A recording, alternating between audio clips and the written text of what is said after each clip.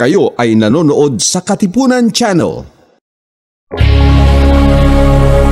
Tuklasin natin!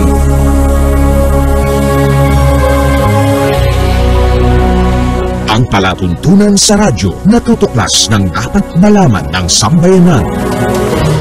Maninindigan sa katotohanan. Tatalakayin at hihimayin ang mga kaalamang pangkalusugan, siyensya at teknolohiya, agrikultura, ekonomiya, maging mga usaping legal at isyung panlipunang dapat ibahagi, magsisilbing tulay ng mga karaniwang tao upang maiparating sa pamahalaan ang mga mungkahi, hinaing at pulso ng bayan. Ipaglalaban ang karapatan ng mamamayang Pilipino. Babatikusin ang mga salot sa lipunan. Pupurihin ang mga gumagawa ng kabutihan at naninindigan sa katotohanan. Tuklasin natin! Tuklasin natin! Ang Tuklasin Natin ay handog sa inyo ni Cathy Cruz.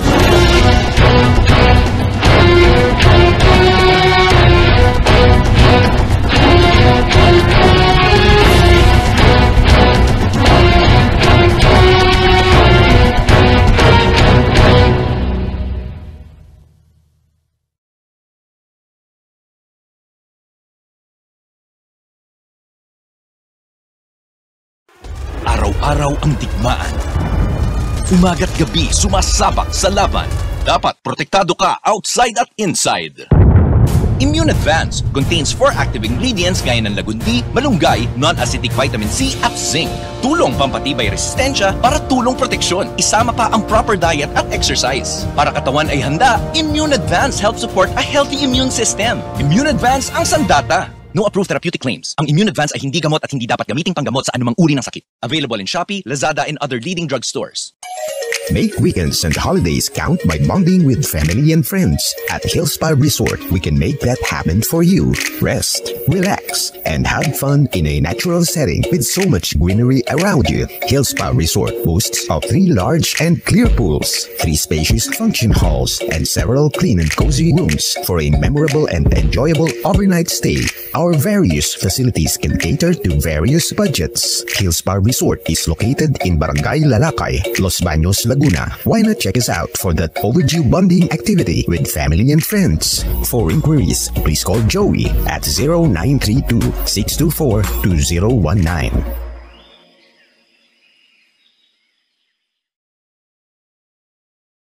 Narito ang mga patutuon ng ating mga kababayan na natulungan ng Immune Advance. Ako po si Ronald Advincula na taga Santa Rosa, Nueva Ecija, security guard. Simula po nung nasubukan ko itong Immune Advance, naging mahimbing po yung aking pagtulog at yung aking appetite po. Lumakas po ako sa pagkain. Kung ganun kagaya nung dati na talagang nalalambot po ako nung hindi ko pa po nainom itong food supplement nito. Start po nung nainom ko to, lumakas po. Saka yung resistensya ko po medyo nagkaroon po ng energetic. Dito po sa food supplement ng Immune Advance, maganda po talaga. Salamat Immune Advance. Ako si Yoli Mabasa, senior citizen, retired banker ng Ilagan, Isabela. Alam nyo, dati ang nararamdaman ko, nagpapalpitate ako. Sinubukan ko yung Immune Advance. Aba, nawala na yung palpitation ko. Gumaan pa ang pakiramdam ko. At saka simula noon, tuwing umiinom ako, naku, ang sarap na ng tulog ko. Salamat Immune Advance. Mabuti na lang na-discover kita. Thank you. Shop ni Lolita Daban, 46 years old, taga Kutog Grande de Mercedes, Isabela. Dati-dati narigatan nak nga maturog, tata nagimas mit titurog kon. Agyaman nak mit detang impidda kanyak Immune Advance. Padasin nyo Immune Advance. Nalaing, sobrat na itulong na tibagit. Thank you. Libumot buwak 50 anyos, taga District 1, Benito Sullivan, Isabela. Manipo dinagtumara kiti Immune Advance, talaga mariknak iti bagik nga mayat. Mayat ti pan naturog ko, kayon pumiksa akpay. Idi gamin, adda iti rabi nga di makaturturog. Ngumi dinagtumara kiti Immune Advance, isumutan si mayat ti pan naturog ko. Sungado kayat yung mayat ti pumiksa, ken mayat ti pan naturog na, agtumar kayo ti Immune Advance, awan ti side effect na, tunay nga organic. Immune Advance, alagang totoo, alagang natural. Mabibili sa Lazada, Shopee at sa inyong mga suking parmasya, sa mga drugstore sa inyong mga lugar. Make weekends and holidays count by bonding with family and friends. At Hillspa Resort, we can make that happen for you. Rest, relax, and have fun in a natural setting with so much greenery around you. Hillspa Resort boasts of 3 large and clear pools, 3 spacious function halls, and several clean and cozy rooms for a memorable and enjoyable overnight stay. Our various facilities can cater to various budgets. Hillspa Resort is located in Barangay Lalakay, Los Baños, Laguna. Why not check us out for that overdue bonding activity with family and friends? For inquiries, please call Joey at 0932-624-2019.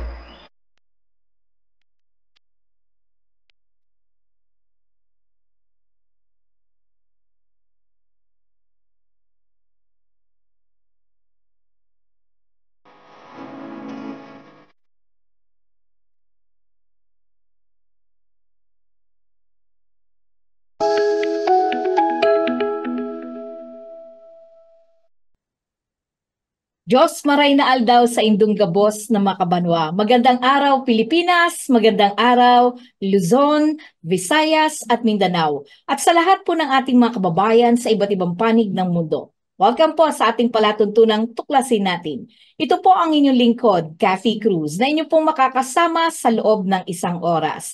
Sa lahat po ng ating mga masugid na taga-subaybay, maaari po kayo magpadala ng text sa 0915-258-4091 o mag-iwan po kayo ng komento sa ating mga social media pages, ang ating pong himpilang Katipunan Channel o Partido KDP at syempre ang aking sariling bahay na BDT Radio Production. Maaari din po kayong magpadala ng sulatroniko kung may nais po kayong ibahagi sa atin na impormasyon na nais po ninyong ibahagi sa atin, umungkahi na nais po ninyong talakayin namin sa ating palatuntunan. Magpadala lamang po sa tuklasinatin@yahoo.com. Ngayon po ay isang hapon na naman nako na sigurado ako siksik-liglig ang ating pong pag-uusapan at katulad ninyo, patuloy po nating tutuklasin ang dapat malaman ng sambayanan. Kaya tuklasin natin ang nangyayari ngayon sa DOST Region 10. Nako, ano nga ba itong mga Smart and Sustainable Communities Program?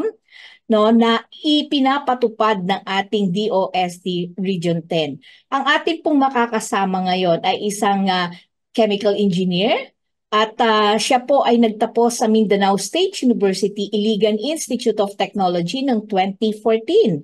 At alam niyo po ba na siya ay nasa DOST mula pa noong taong 2021 at ngayon ay namamahala sa local grant in aid projects sa DOST Region 10. Siya po ay walang iba kundi si Engineer Earl John A. Belacaol. Ang hirap ng apelido niya mga kababayan no? So, magandang hapon po sa inyo, Sir Earl. Hello po, magandang hapon at saka sa lahat ng nakikinig, magandang hapon din. Opo, isang karangalan po sa akin at sa palatuntunan ng tuklasin natin na kayo po ay bahagi ngayon ng palatuntunan ito. At sana po hindi ito ang una at huli na makakapanayam kita, Engineer Earl, no? Maganda siguro simulan natin, no? Ang Department of Science and Technology Region 10. Una, saan ba matatagpuan ang regional office ng DOST Region 10? Engineer Earl. Opo, ang DOST Region 10 Regional Office po ay matatagpuan sa Cagayan de Oro City sa Barangay Carmen. Ayan po. Nako, CDO pala. So at least, nako, para na rin po kayong namasyal. Nakausap na po natin tong si Engineer Earl. Pero maganda siguro ipaliwanag po muna natin sa ating mga kababayan ngayon kung ano ba ang ahensya ng Department of Science and Technology. Engineer. Okay. Sige po. Ang DOST po o ang Department of Science and Technology ay meron po kaming mandato na magbigay ng liderato at direksyon para sa koordinasyon ng mga scientific and technological efforts. Ito po ay para i-ensure na ang resulta ng mga effort na iyon ay geared and utilized sa mga areas na ma-maximize yung economic and social benefits para po sa ating mga kababayan. Mm.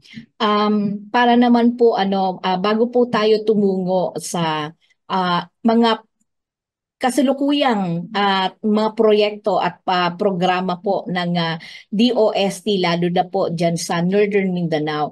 Maganda siguro ibahagi natin sa ating mga kababayan bago ikaw ay isang chemical engineer, di po ba? Opo, Engineer, opo. no? At ikaw ay natapos sa Mindanao State University, Iligan Institute of Technology, no? Bago ka napunta diyan sa DOST Region 10, ano ba ang una mong naging profesyon dahil ikaw ay tapos ng chemical engineer, no? Opo, opo. Ano ba ang ano mo bago ka napunta diyan sa DOST engineer? Okay po, Ma'am Cathy. Pagka-graduate ko po ng kursong Chemical Engineering, nagtrabaho po ako sa isang pineapple canning na company. Ito po ay matatagpuan doon sa malapit sa General Santos City, sa bayan ng Pulumulok. At saka lumipat ako sa Surigao, sa probinsya ng Surigao, sa bayan ng Claver. Doon naman po nagtrabaho ako bilang isang processing engineer sa isang nickel processing plant. Mm-mm. Yun po. Then, uh, third na trabaho ko na po dito sa DOST, Regional Office. At least no nakita natin kung saan ang uminog ang iyong mundo, Engineer Earl, no? But basically, ano ang naging trabaho mo sa pineapple canning sa Gensan, General Santos, Engineer? Doon po sa pineapple canning, ako po ay naging quality assurance officer. At meron po tayong sinusunod na standard na procedure sa pagpoproseso ng mga pinya. Kaya binabantayan ko po kung yung standard na procedure na yon ay nasusunod talaga para ma-ensure na safe kainin yung lumalabas na produkto ng kumpanya at saka malasa. Samantala sa kakaiba naman itong sa pagiging processing engineer mo ng nickel, no, dito sa anong basically naging trabaho mo dito sa Surigao? Opo, basically po nag process ibig sabihin nag-oversee ako ng pagkokontrol ng kada parang anong tawag diyan, yung kada step kumbaga nung proseso ng e-extract ng nickel. So doon po ako sa control room na parang adjust ng mga chemicals kung ilang chemical yung idadagdag, parang ganon. So talagang no, medyo yung huli mong trabaho medyo parang delikado. No, medyo Opo, opo. risky siya. But ang question ko na lang dito, paano ka napunta sa DOST, Earl? Kasi ako po ay taga Iligan City. That is around 80 kilometers from Cagayan de Oro. Tapos Surigao ay parang around 300 kilometers. So na pag-isip-isip ko po na magtrabaho na malapit lang sa bahay. At saka siguro po yung isang pinaka malaking factor na lumipat ay yung demand ng trabaho physically kasi required po kami na magtrabaho ng graveyard shift, ganun po. And naisip ko graveyard shift ka tapos medyo may risk din in terms of exposure to chemical. So naisip ko baka kalaunan parang maniningil na yung katawan, parang ganun. Oo nga. Which is true naman, no? Hindi mo naman maiiwasan na talagang tignan mo rin naman yung matagal na epekto sa'yo ng chemical, no? Lalo na ito ay mas matindi yung iyong ano, kaya nga kanina sabi ko medyo risky, delikado Opo. talaga yung iyong huling naging trabaho, no? Unlike dito sa pineapple canning ano sa Gensan, no? Bali ikaw ay quality assurance officer. So at least nag-aano ka lang, pero ito na huli dito sa processing engineer ka ng ano ng nickel, medyo teka lang, medyo risky to. At Opo. nabanggit mo nga kanina na iba-iba yung ano, nag-extract ka ng nickel mula sa control room. At so nag-a-adjust ka ng chemical, and knowing this chemical, later on, it has effect, 'di ba, sa ating katawan. But anyway, good to know na ang iyong ano, bagamat nag-start ka in 2021, no? Today is only 2024. So kahit paano, kumbaga parang lumalabas, nasa 3 taon ka pa lang. No, Opo, tama opo. ba ako? 3 taon pa lang. But I understand na bali ngayon ay hinahawakan mo mismo ang mga local grant. Ano ba ang trabaho mo bilang isang local grant in aid projects? Ano ba yung particular na ginagawa mo, role mo dito sa pag-grant mo ng mga aid projects sa DOST Region 10? Okay po, ganito po kasi yun. Every year, meron pong binibigay na budget yung um, national government sa each regional offices. Ngayon, kailangan naming ma-disburse yung budget na yon sa pamamagitan ng pagfa-fund ng mga projects na papasok doon sa program natin. So, yun nga, yung parang mother program is ang local grants in aid. Kaya nag-receive kami ng project proposals. Kami yung magkakandak ng initial review and evaluation. Then, ifa-facilitate namin yung approval niya. Tapos, pag ma-approve na siya, ifa-facilitate namin yung release ng funding doon sa mga nag-propose ng project. Okay. So, talagang kumbaga from scratch to ano talaga, no? Talagang Opo. kayo hanggang sa pag-release ng pondo na na-approve Opo. ninyo. Oo. Well, moving forward, ano ba yung mga recent programs and projects ng DOST ngayon sa Northern Mindanao? Okay, yung pinaka-recent talaga na program is ang Smart and Sustainable Communities Program ng DOST. Sa katunayan po, bagong-bago lang siya. Nag-start siya just last year, 2023. Kaya parang na-conceptualize siya 2022, then 2023 yung start talaga ng pag-mobilize noong program na yon. Mm-mm. Mm-mm. Yun po. So, ano yung smart and sustainable communities at paano ito makakatulong sa bayan lalo na sa Region 10?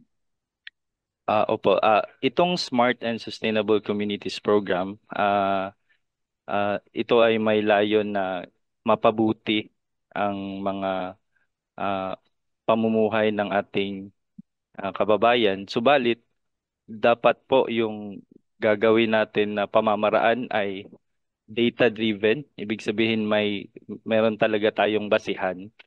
Hindi kung parang haka-haka or kung ganun. At saka po, technology yung gagamitin natin na pang-solve o pang-improve ng pamumuhay ng ating kababayan.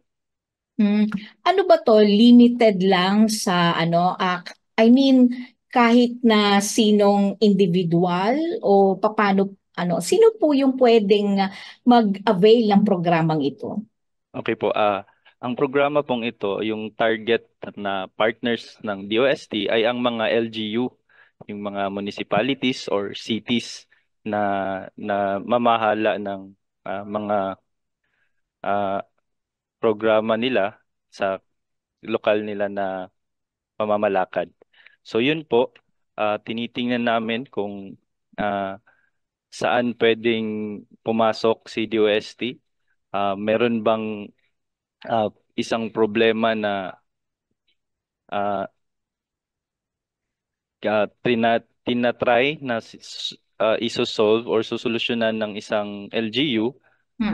Tinitingnan namin kung ano ang karapat-dapat na technology na gagamitin para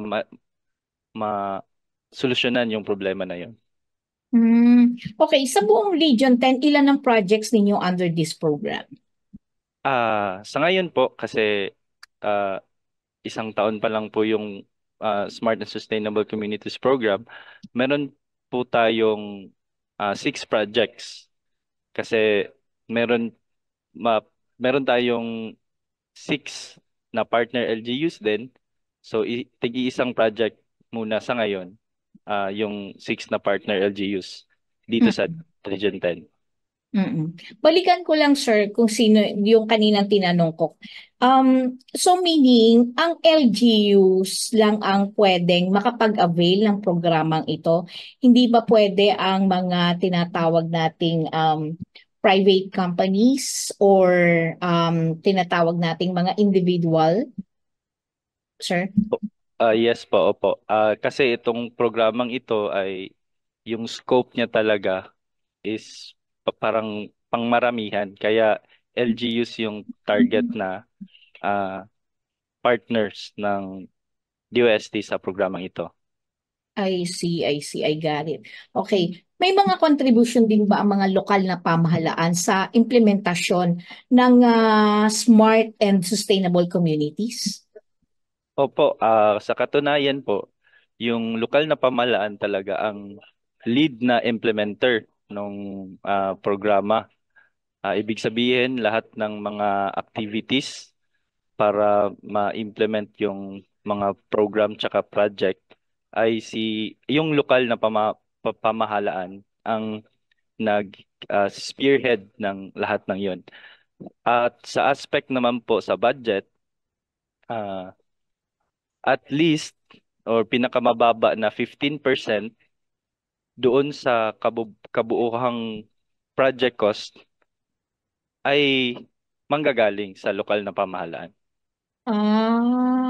Okay. So talagang kaya pala kaya talagang kasi may share may share of investment ang LGU natin, no?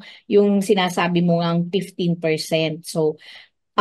So bali ang tanong na lang dito, ang DOST, ang parang role niya is the 85% cost manggagaling sa inyo, pero yung pag-identify, pag-evaluate, at pag-release ng money, ng pera, ay kayo yon, sa inyong role yon. Tama po ba ako? Parang mag-share lang at saka ang magiging lang ay implementor lang siya. Taga-monitor, kayo ba o ang LGU ang magmo-monitor? Kami na po sa monitoring. So kayo na ang monitoring, sila lang yung mag-i-implement ng project na yon.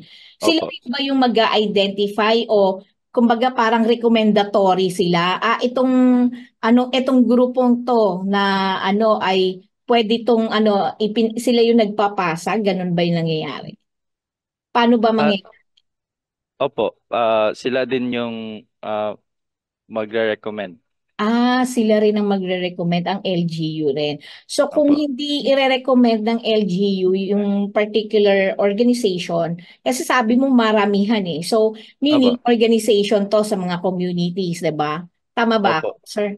Opo, pwedeng ganun, pero yung target talaga namin is hindi lang yung isang organization within that LGU, yung buong lahat talaga, buong LGU talaga. Buong municipality po.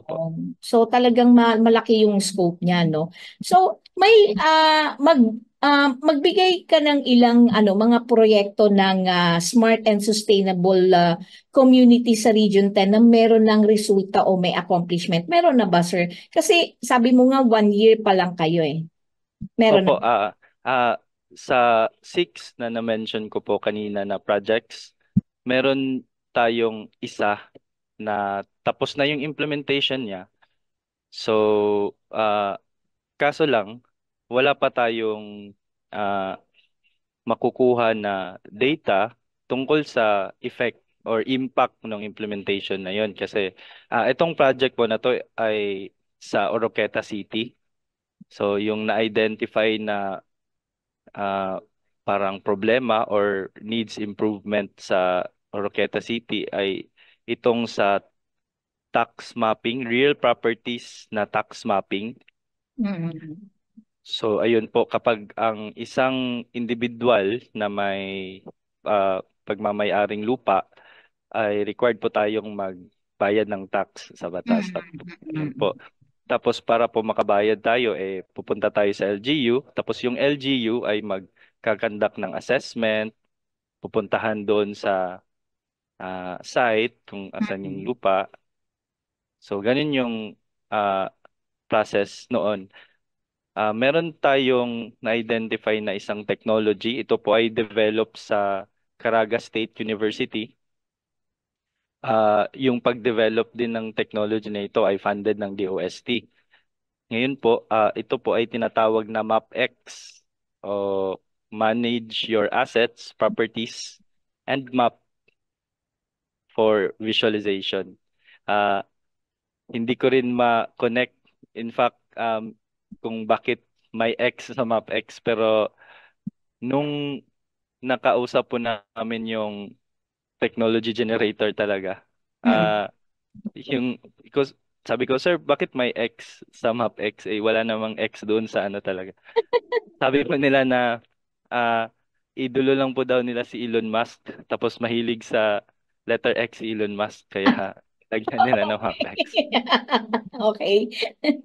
Anyway po, yung proyekto na yun ay na-digitalize na yung prosesong yun.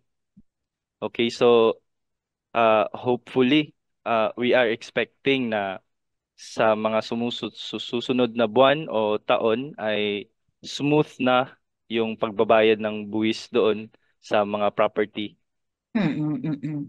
Tapos na po yung tapos na po yung installation ng technology na yon doon sa LGU sa Oroqueta City, at saka nag-conduct na rin sila ng mapping sa buong Oroqueta City at na-identify nila yung mga real properties.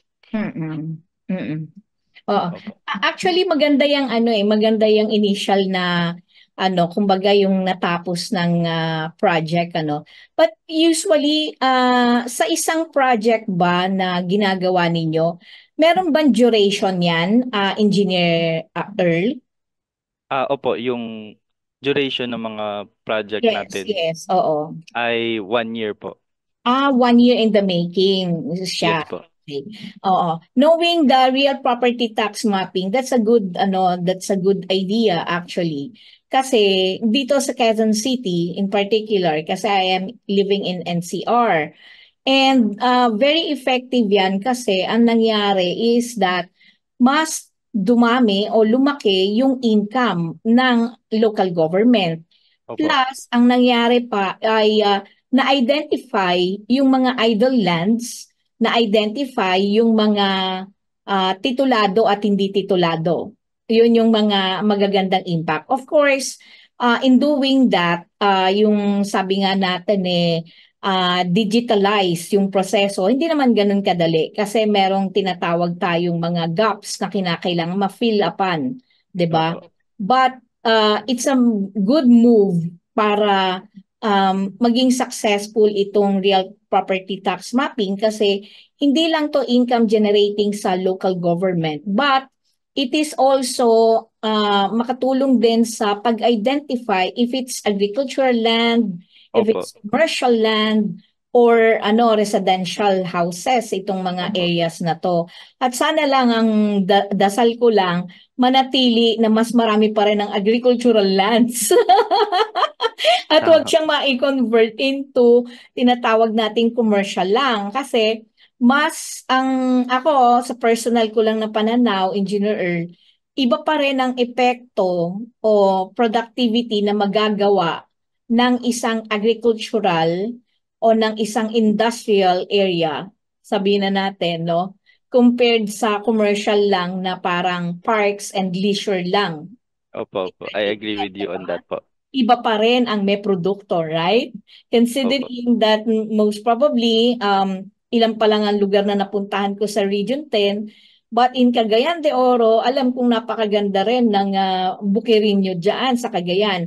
I've been there in, I think Bukidnon is also part of Region 10, right? Opo. Nakita ko very active ang agricultural sector ninyo dahil pag may nakita ka dyan na mga truck na kasabay mo na punong-puno ng mga pineapple, mga pakwan, ibig sabihin buhay na buhay and even mga gulay kung ano-anong gulay dahil nung time na nandyan ako sa Bukidnon when I traveled along in somewhere in nakalimutan ko na yung sa isang lugar diyan sa Bukidnon. Pero tuwan-tuwa ako kasi sabi ko mukhang active ang agriculture dito kasi ang dami nating nasasalubong na mga truck-truck na mga prutas at mga gulay. So doon mo makikita ang ekonomiya ng isang lugar, di ba?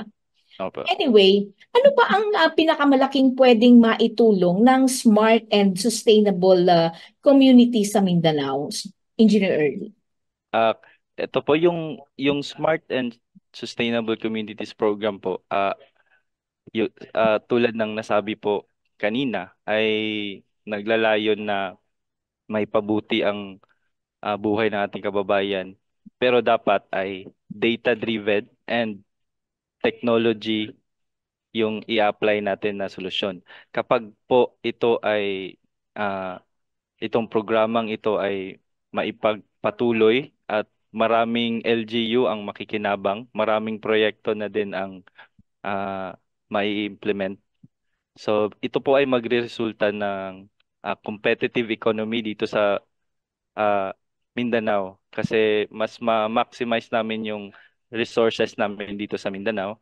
And of course, it will result to a higher quality of life sa mga taga Mindanao and mas sustainable yung environment kasi yun nga, nakukonsider namin yung factors sa environment kapag meron kaming agricultural na ventures kasi yung solusyon or yung ginagawa namin is data-driven and technology yung ginagamit na solusyon. Opo. Nakakatuwa na ganyan yung ginagawa ninyo sa DOST.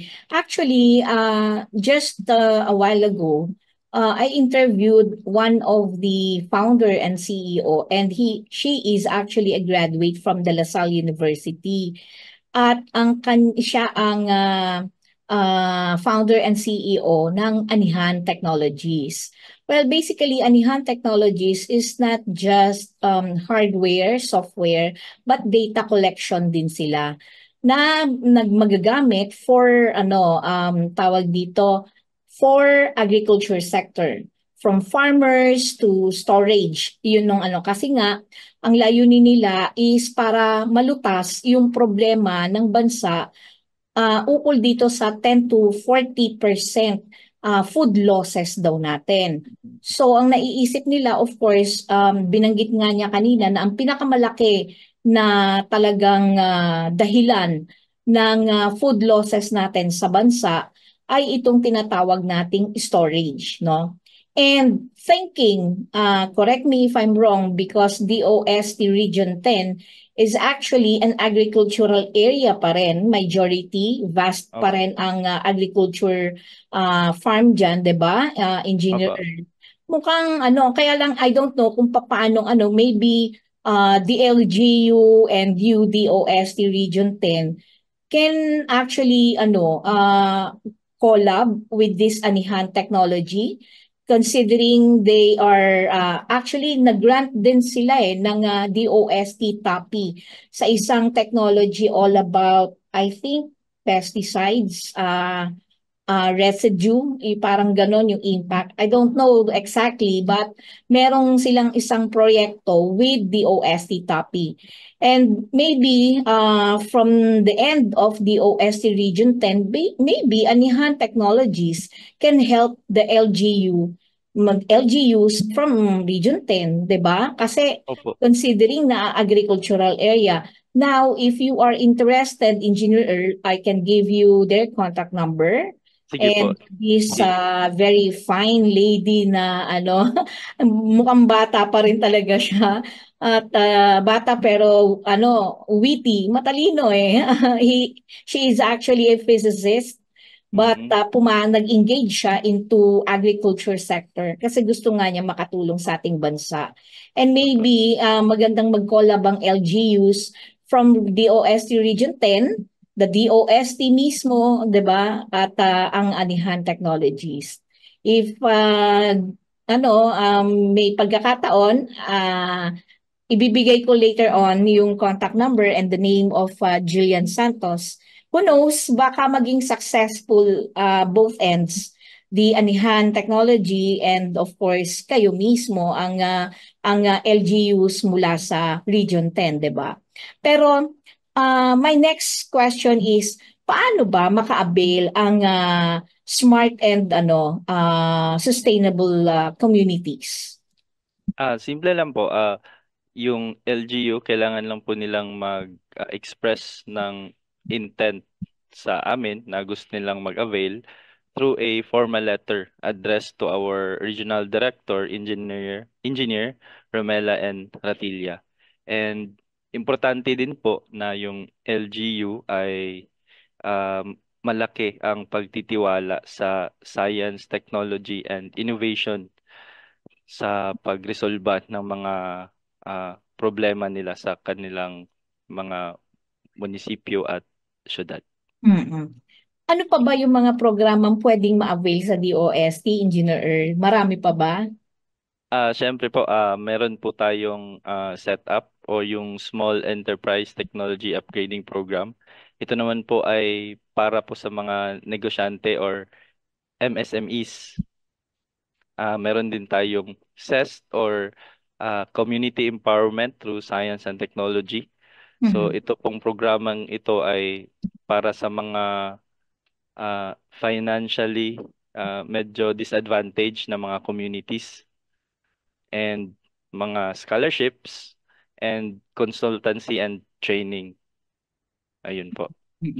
Nako, marami rin pala kayong mga ginagawa, talagang tuloy-tuloy ang paglulunsad ninyo at pagsasagawa ng paraan, mga programa at proyekto ng DOST, particularly in Region 10, para matiyak ninyong mapaunlad nyo ang buhay ng bawat mamamayan sa inyong rehiyon, no? Opo, at saka po, muntik ko na makalimutan, meron din po kaming laboratory dito sa DOST. Kaya kung sino man yung gustong maipatest, at kapag available naman yung test na yun dito, pwede din po silang lumapit dito sa aming opisina. Nako, paano makokontak ang DOST Region 10 na sa iyo ang pagkakataon, Engineer Earl? Meron po kaming mga social media sa TikTok, Facebook at saka Instagram. Search nyo lang po DOST space 10. Ayan, makikita nyo na yung aming mga page. Pwede kayong mag-message. At saka pwede din po kayong mag-email directly sa aming Office of the Regional Director. Yung email niya po ay ord@region10.dost.gov.ph. Yan. Okay. At sa huling bahagi ng ating palatuntunan, Engineer Earl, may ilang pa akong mga katanungan. Ibigay po muna natin ang tagapagtaguyod ng palatuntunan ito. Flavon Pro, ang bisa ng 600mg caplet at yerba buena, moringa, lagundi at vitamin C na mga go food for morning flexibility and whole day mobility. Kaya walang aray sa palaging pagkilos. Flavon Pro. Flavon Pro. Alam mo ba na ang flavonoids ay mabisang sangkap ng mga green leafy vegetables at kasama sa mga medicinal plants? Ito ay naglalaman ng mga benepisyo na tumutulong alagaan ang ating atay, puso at isip. at nakatutulong din sa pagbawas sa mga pananakit ng katawan. Pinag-aralan ng maraming universidad at mga siyentipiko. Kaya narito ang Flavon Pro. Flavon Pro. Ang Flavon Pro ay may mga sangkap ng yerba buena, moringa, lagundi at 110% reni ng vitamin C. Ang Flavon Pro ay gawa sa mga all-natural medicinal plants at 100% gawang Pinoy. Kaya palaging tandaan, Flavon Pro. Yes, Flavon Pro. Flavon Pro, kasama ang tamang diet at exercise. Ang partner mo sa pang-araw-araw na kilos at madaling paggalaw sa umaga, tanghali at gabi. Ang Flavon Pro ay mabibili sa mga suking botika, Lazada at Shopee o kaya'y tumawag sa aming hotline 0919-000-1738. Flavon Pro. Flavon Pro. Flavon Pro. Mahalagang paalala, ang Flavon Pro ay hindi gamot at hindi dapat gamiting panggamot sa anumang uri ng sakit. Okay, tayo po ay muling nagbabalik dito pa rin sa ating palatuntunang tuklasin natin. Ito po ang inyong lingkod, Kathy Cruz. Kasama pa rin si Engineer Earl John Belacaol. Siya po ay mula sa DOST Region 10 at actually siya po ang nangangasiwa ng tinatawag po nating Local Grant in Aid Projects sa Region 10. Okay. Sir, gusto ko lang hingan ng mensahe. Meron ba kayong mga nakikita nyong challenges dyan sa Region 10? Lalo na sa pagsasakatuparan ng smart and sustainable communities? Ito po yung mga challenges namin kasi hindi po lahat ng LGU ay kumbaga open arms sa kapabilidad ng science, technology, and innovation. And hindi po natin ito ma-blame sa kanila kasi meron po kaming mga LGU na sa mga liblib na lugar, hindi masyadong naaabot ng connection ng internet. Kaya isa yun sa aming mga challenge na maghikayat ng mga adapter o willing mag-adapt ng programang Smart and Sustainable Communities.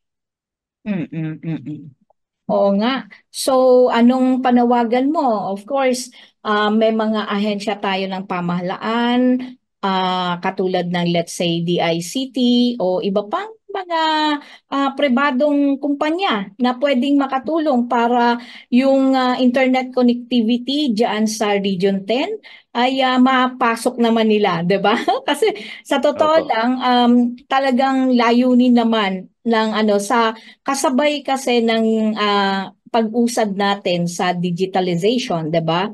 Natural lang na isipin natin, meron bang internet capability yung ating mga lugar. And isa yon talaga sa matinding suliranin. Just like energy, kuryente, di ba?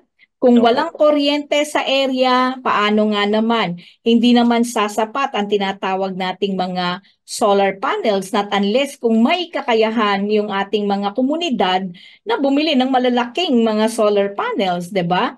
O ang mga LGUs ba ay tinitignan din kasi napakalaki ng magagawa ng mga lokal na pamahalaan para magkaroon ng mapaunlad yung mga komunidad. Ang DOST, ako para sa sarili ko lang, Engineer Earl, isa lang kayo sa katuwang ng pamahalaan para magkaroon o matiyak na mapaunlad ninyo ang mga mamamayan lalo na sa mga ilang na lugar, sa mga malalayong lalawigan o probinsya dito sa ating bansa. But again, napakalaki ng responsibilidad o tungkulin ng mga lokal na pamahalaan. Kapag ang lokal na pamahalaan ay hindi umuunlad, ang problema niyan ay nasa lokal na pamahalaan, di ba? Yung mga nasa leader. Kasi sila yung sinasadya nila na walang alam. Hindi naman kasi pwedeng sabihin natin na ay wala kaming pondo. Because marami tayong ahensya ng pamahalaan. Katulad ng sinabi mo kanina, you are giving, ang daming programa ng DOST, nandiyan ang setup para sa mga negosyanteng MSMEs, nandiyan ang CES o yung Community Empowerment through Science and Technology. Yung lalo na ito ay layunin nito yung mga financially disadvantaged na mga communities. May scholarship tayo, may consultation and training. Hindi lang naman ang DOST, marami nang natulungan at napatunayan na ng DOST yan sa lahat ng rehiyon sa ating bansa, 'di ba?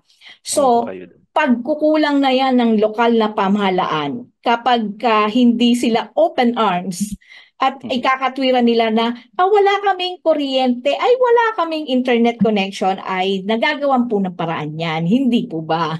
Opo, tama po kami doon. Kapag gusto, may paraan. May paraan. Kung gusto ninyong umunlad ang inyong lugar, hindi lamang po ang DOST ang pwede nyo pong maging katuwang. Marami po tayong pwede. At mismo ang DOST, pag sinabi nyo yan, gusto namin, pero ito po yung problema namin. Sigurado ko, ang mga opisyal po ng DOST ay hahagilap po ng koneksyon sa ibang ahensya ng pamahalaan para kayo ay matugunan ang inyong problema. Hindi ba? Tama ako, Engineer Earl? Opo, tama po kayo doon. Okay, with that, mensahe na lang sa ating mga kababayan na nanonood ngayon, Engineer Earl. Go ahead. Sige po, para po sa lahat ng mga nakikinig at nanonood, kung meron po kayong kailangan sa inyong lugar na magi-involve ng intervention ng science and technology, dumulog lang po kayo sa mga pinakamalapit na provincial science and technology offices. Ayan po. And syempre po, gusto ko pong magpasalamat din sa Katipunan Channel sa pagpapaunlak sa interview na ito para po mas marami ang ma-reach out namin at mas marami ang makikinabang sa mga proyekto at programa ng DOST. Thank you so much, Engineer Earl John Belacaol. At hindi po ito ang una at huli na kayo ay makakapanayam. Bukas po ang palatuntunang ito, ang tuklasin natin, ang himpilan po ng Katipunan Channel. Sa mga pagkakataon po na may nais po kayong ibahagi sa amin na impormasyon o mga sabihin na nating mga success stories na ginagawa po ng inyong mga proyekto. Thank you so much po, Engineer Earl. Thank you din po, Ma'am Cathy.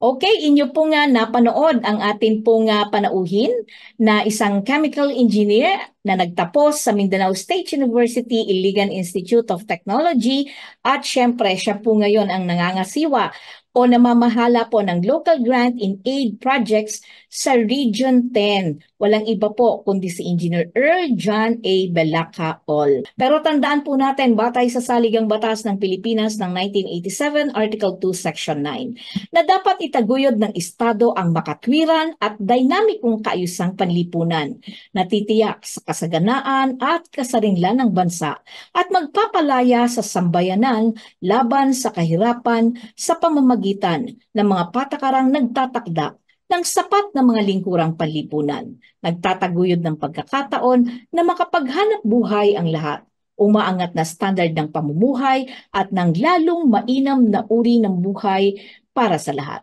Muli na naman pong magpipinid ang aming palatuntunang naway magsilbing gabay at tulong ang makalamang inyong narinig at nag-iwan sa inyo ng pangmatagalang kakintalan. Sama-sama po tayong manindigan sa katotohanan nang hindi tuluyang mawasak ang ating lipunan. Cathy Cruz po, ang inyong nakasama sa nakalipas na isang oras. Sa ngalan po ng pamunuan ng Katipunan Channel, mga nakaagapay nating technical staff na si Ver Archivido, gayon din sa ating panauhin na walang iba kundi si Engineer Earl John Belacaol. Kami po ay pansamantalang nagpapaalam at nagpapasalamat na sinamahan ninyo kami sa loob ng isang oras. Hanggang sa susunod na pagtatanghal. Magandang hapon po sa inyong lahat. Kayo ay nanonood sa Katipunan Channel. Araw-araw ang digmaan. Umaga't gabi sumasabak sa laban. Dapat protektado ka outside at inside. Immune Advance contains 4 active ingredients gaya ng lagundi, malunggay, non-acidic vitamin C at zinc. Tulong pampatibay resistensya para tulong proteksyon. Isama pa ang proper diet at exercise. Para katawan ay handa, Immune Advance helps support a healthy immune system. Immune Advance ang sandata. No approved therapeutic claims. Ang Immune Advance ay hindi gamot at hindi dapat gamiting panggamot sa anumang uri ng sakit. Available in Shopee, Lazada, and other leading drugstores. Narito ang mga patutuon ng ating mga kababayan na natulungan ng Immune Advance. Ako po si Ronald Advincula na taga Santa Rosa, Nueva Ecija. Security guard. Simula po nung nasubukan ko itong Immune Advance, naging mahimbing po yung aking pagtulog at yung aking appetite po. Lumakas po ako sa pagkain. Kung ganun kagaya nung dati na talagang nalalambot po ako nung hindi ko pa po nainom itong food supplement nito. Start po nung nainom ko to, lumakas po. Saka yung resistensya ko po medyo nagkaroon po ng energetic. Dito po sa food supplement ng Immune Advance, maganda po talaga. Salamat Immune Advance. Ako si Yoli Mabasa, senior citizen, retired banker ng Ilagan, Isabela. Alam nyo, dati ang nararamdaman ko, nagpapalpitate ako. Sinubukan ko yung Immune Advance. Aba, nawala na yung palpitation ko. Gumaan pa ang pakiramdam ko. At saka simula noon, tuwing umiinom ako, naku, ang sarap na ng tulog ko. Salamat Immune Advance. Mabuti na lang na-discover kita. Thank you. Siya ni Lolita Daban, 46 years old, taga Kutog Grande de Mercedes, Isabela. Dati-dati naragatan nak nga maturog, tata nagimas mit titurog kon. Agyaman nak mit daytang impid da kanyak Immune Advance. Padasin nyo Immune Advance. Nalaing, sobrat na itulong na tibagi. Thank you. Libumot buwak 50 anyos, taga District 1, Benito Sullivan, Isabela. Manipo dinagtumarak iti Immune Advance, talaga mariknak iti bagik nga mayat. Mayat ti pan naturog ko, kayon pumiksa akpay. Idi gamin, adda iti rabi nga dya makaturturog. Ngumidi nagtumarak iti Immune Advance, isumutan si mayat ti pan naturog ko. Sungado kayat yung mayat ti pumiksa, kayon mayat ti pan naturog na, agtumar kayo ti Immune Advance, awan ti scientific na, tunay nga organic. Nung bata po ako, may asthma po ako. Tapos po, nung simulan ko po uminom po ng products po ng Immune Advance, ay naging mabuti po yung aking katawan. And nakatulog po ako ng maayos. And nawawala po yung higa ko po. Kaya po sa mga kagaya ko po na may asthma, Immune Advance na lang po yung inumin niyo. Ako nga po pala si Casey Vicky Talagtag, 11 taong nagulang, nakatira sa Payatas. Ito pong Immune Advance, nagtataglay po ito ng malunggay, dagundi, vitamin C, and zinc na nakakabuti sa ating immune system.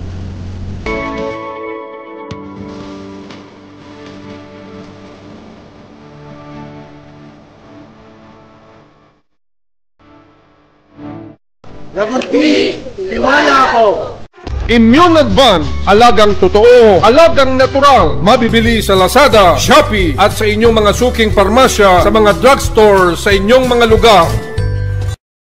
Make weekends and holidays count by bonding with family and friends. At Hillspa Resort, we can make that happen for you. Rest, relax, and have fun in a natural setting with so much greenery around you. Hillspa Resort boasts of 3 large and clear pools, 3 spacious function halls, and several clean and cozy rooms for a memorable and enjoyable overnight stay. Our various facilities can cater to various budgets. Hillspa Resort is located in Barangay Lalakay, Los Baños, Laguna. Why not check us out for that overdue bonding activity with family and friends? For inquiries, please call Joey at 0932-624-2019.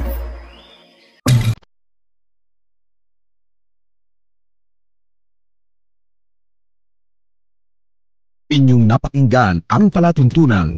Tuklasin natin. Tuklasin natin hanggang sa muli.